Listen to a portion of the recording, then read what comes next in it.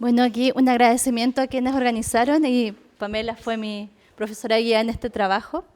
Es un trabajo bien denso, entonces elegí algunos resultados para poder mostrarles, compartir con ustedes. Lo primero es para quienes no conocen la ley de interrupción voluntaria del embarazo en 3 causales.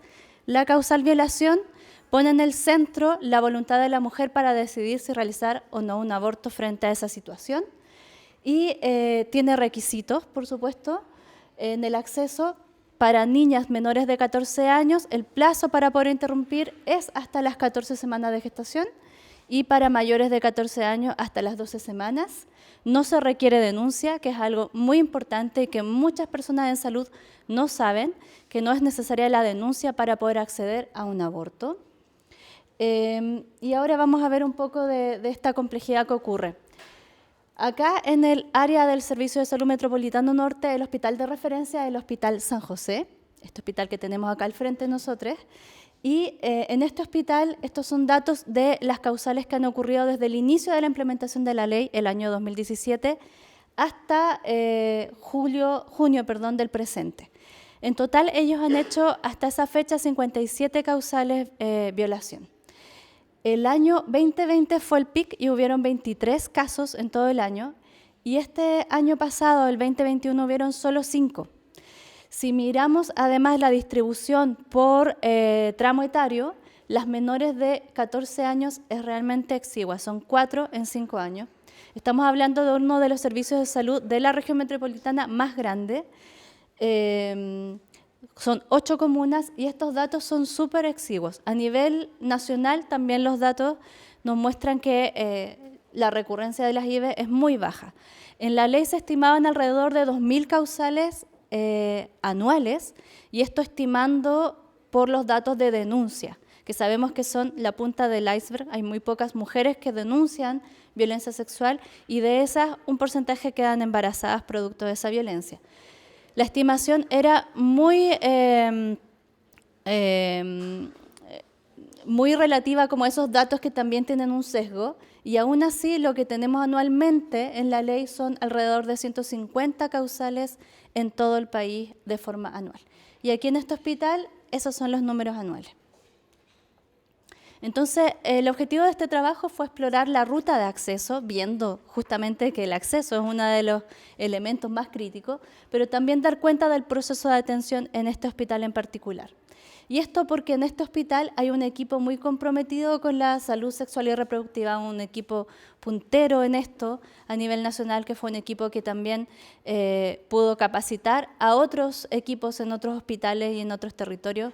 Recordemos que aquí también se atendió la primera niña que se acogió a la ley el año 2017, que fue de Chiloé y no la quisieron atender en su territorio y fue trasladada hasta acá a Santiago para esa atención.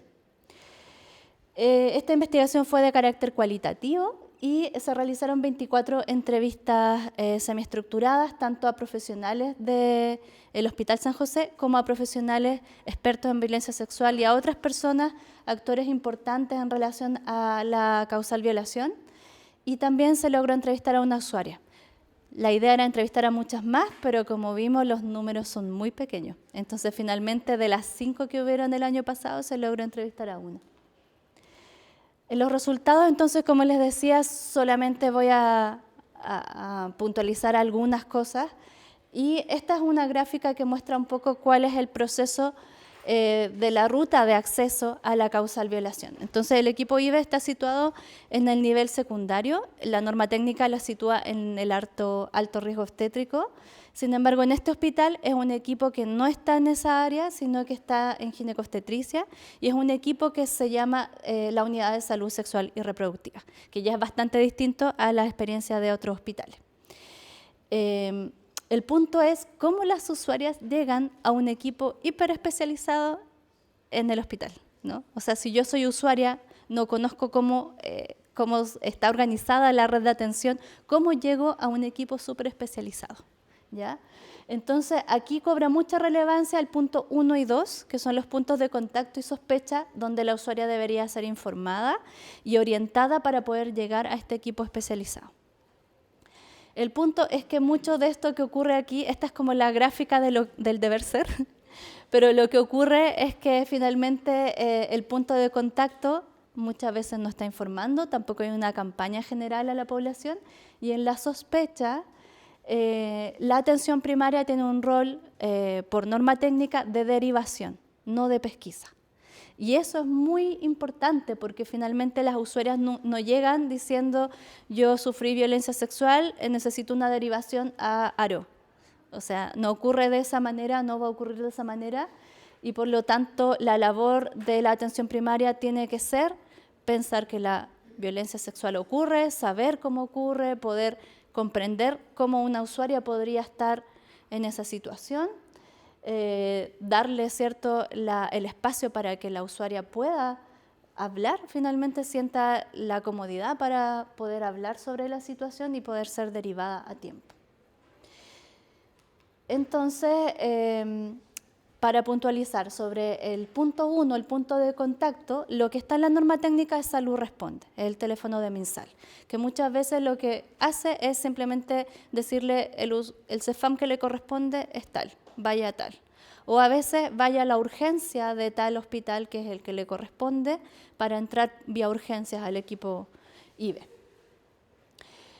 Sin embargo, acá en este servicio de salud, lo que comentan los profesionales es que la mayoría de las usuarias están llegando o por APS o están llegando por derivación informal, por orientación de redes feministas.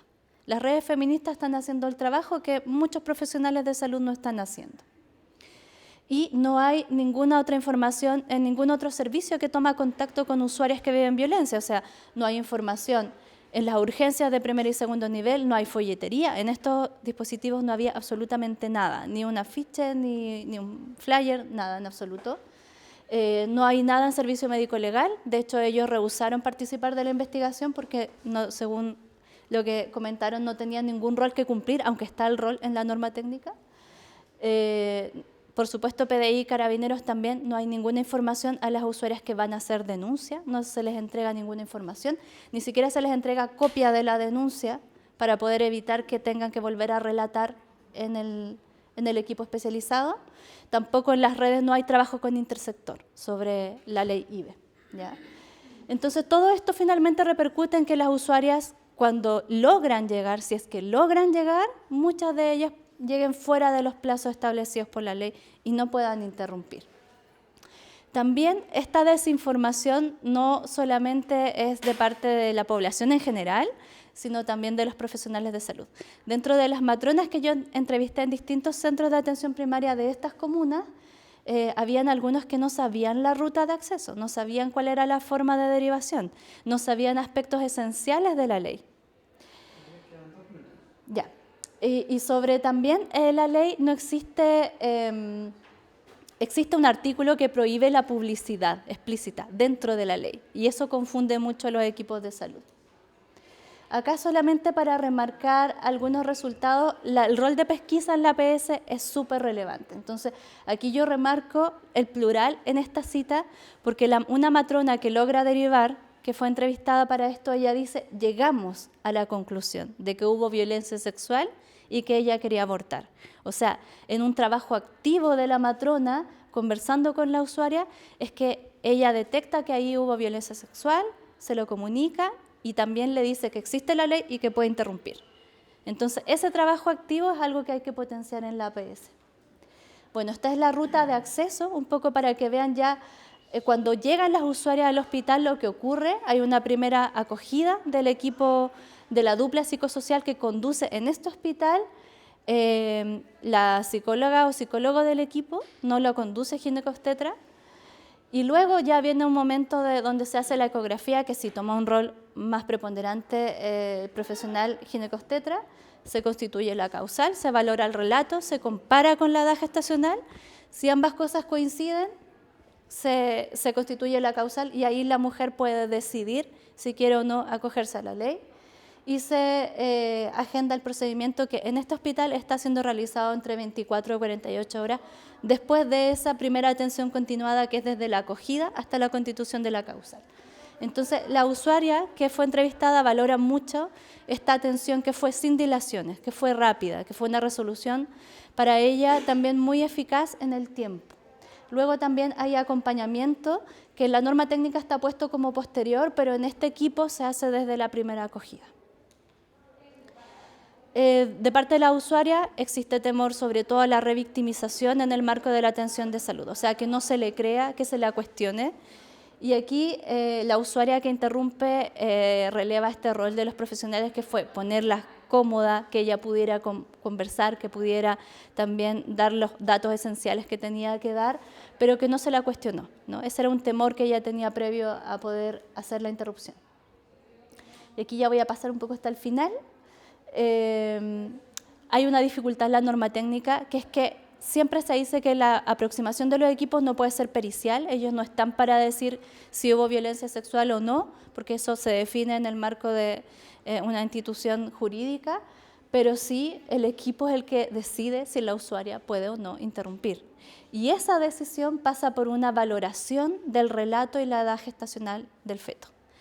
Y eso puede ser muy complejo, porque no en todos los casos esa edad gestacional está clara, porque en muchos casos es violencia sexual recurrente, entonces no es que es un episodio del que fue alguien desconocido, en la mayoría de los casos es alguien del círculo familiar o incluso la propia pareja. Esos son los casos más recurrentes dentro de los 57 casos de este equipo de salud. Entonces, muchas usuarias no saben en qué momento quedaron embarazadas y por lo tanto esa edad gestacional es un poco difícil de entregar. Y por otro lado, que también existe dificultad en sopesar el relato. Y la norma técnica dice que no se debe certificar si hubo o no violencia sexual, pero por otro lado dice que hay que estar atento a los indicios de cómo esa mujer se comporta. Entonces, al parecer habría como una idea de cómo las mujeres deberían estar frente a una situación de ese tipo. Y eso sabemos que es muy complejo porque las mujeres somos todas diversas, las reacciones frente a esa situación son muy diversas y es un aprendizaje muy importante de este equipo que ellos dicen, esto no puede ser conducido de esta manera. Hay muchas otras formas de poder llevar esta situación de la entrevista de tal manera de no revictimizar y de hacer una situación lo más llevadera posible para las usuarias. Creo que un punto importante entonces que aparece dentro de la tesis es que se invisibiliza la trama compleja de la violencia. O sea, al no estar estos elementos interseccionales, no solamente de la violencia sexual en sí, sino que ocurre a niñas, ocurre a mujeres adultas, ocurre a mujeres dentro de sus propios matrimonios, de distintos niveles socioeconómicos también, hay una idea estereotipada de cómo es la violencia sexual. Y eso también está presente en los profesionales de salud. Por lo tanto, una idea central de esto es poder conversar, sobre todo en un espacio de formación como es esta facultad, respecto a la violencia sexual y al rol que tienen las y los profesionales de salud en la pesquisa y en la atención a las víctimas de violencia sexual. Hasta aquí me voy a quedar.